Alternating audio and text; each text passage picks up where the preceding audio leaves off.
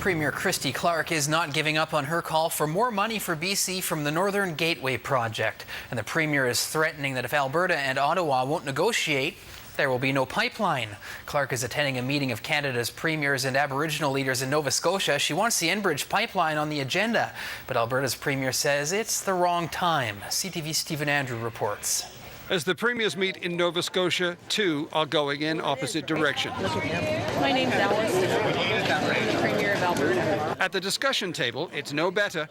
Alberta's Alison Redford and Christy Clark sit at opposite ends. Apparently, they are not speaking. I haven't had a chance to speak with her about this yet, although I'm sure we will. Clark vows to block the Northern Gateway pipeline, stopping the flow of Alberta's oil to BC's coast, unless BC gets a bigger cut of royalties. If that's going to cause such a big problem that there are trade barriers, there is a very easy way to solve that. No pipeline. Clark says BC deserves more cash as it would carry most of the risk. There are $81 billion of tax benefits, that doesn't even include royalties, that are going to accrue to the federal and provincial governments, principally Alberta. British Columbia, despite the fact that we represent about 12% of the nation's population, despite the fact that we will be bearing 100% of the risk on our coast, would get 8% of the benefit.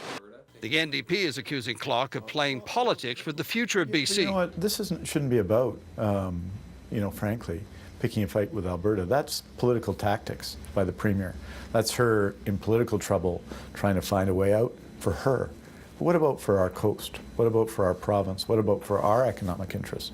Alberta believes Clark's demands appear to violate the rules of Confederation, and it is refusing to give in. We are not going to start speculating on this stuff. This is not going to go away quickly, and we'll wait and see. The squabble is likely to dominate the agenda at the Premier's summit. This thing's not going to get solved anytime soon, and we do have important things to talk about.